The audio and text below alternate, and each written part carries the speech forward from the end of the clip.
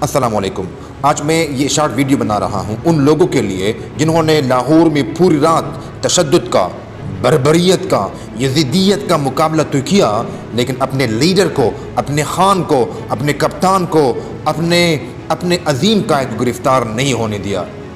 آج آپ نے جو بہادری کا مظاہرہ کیا ہے، اسے دیکھ کر خان کو، آپ کے لیڈر کو واقعی خوشی محسوس ہو رہی ہوگی کہ میں جس قوم کے لیے لڑ رہا ہوں وہ قوم کسی سے کم نہیں، وہ قوم احسان فراموش نہیں، وہ قوم لڑنے والی قوم ہے، قربانی دینے والی قوم ہے۔ لیکن یہاں پر ایک بات ہے جسے ہم سب نے سمجھنی ہے کہ یہ سب ہم خان کے لیے نہیں کر رہے، ہم خان کو نہیں بچا رہے، ہم عمران خان کے لیے نہیں لڑ رہے، بلکہ ہم اس ملک کے لیے لڑ رہے ہیں، اس قوم کے لیے لڑ رہے ہیں، اپنے آنے والے نسلوں کے لیے لڑ رہے ہیں، کیونکہ خان ہی ہے جو اس ملک کو بچا سکتا ہے، جو اس ملک کی حفاظت کر سکتا ہے، جو اس ملک کو اس راستے پہ چلا سکتا ہے کہ جس کے لیے یہ ملک بنا تھا، جس کے لیے قائد اعظم نے، ہمارے بزرگوں نے اسٹرگل کی تھی، قربانیاں دی تھی۔ خان نہ رہے گا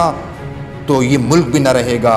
اور ہماری آنے والی نسلی ہمیشہ کے لیے غلام بن جائے گی۔ ہم ان کے لیے لڑ رہے ہیں، خان کے لیے نہیں لڑ رہے، بلکہ خان ہم سب کے لیے لڑ رہا ہے، اور اس کی حفاظت کرنا یہ ہم سب کی ذمہ داری ہے، ہم سب کی رسپانسبلٹی ہے۔ اس لیے خدا کے لیے ڈٹے رہو، لڑتے رہو، اپنے لیڈر کی طرح، اپنے لیڈر کے لیے اپنے آپ کو غلام بننے سے بچاؤ۔ آؤ یا تو ہم لڑے اور اس ملک کو اس راستے پہ چلائے جس کے لیے بنا تھا، اور یا پھر ہمیشہ کے لیے غلام بن جائے۔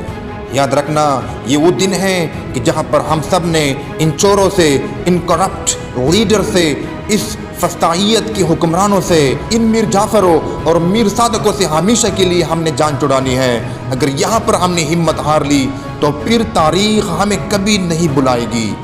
یہ لڑنے کے دن ہے، یہ قربانی دینے کے دن ہے، یہ ہمیشہ کے لیے غلامی سے نجات حاصل کرنے کے دن ہے۔ تو آؤ لڑیں اور ہمیشہ کے لیے آزادی حاصل کر لیں۔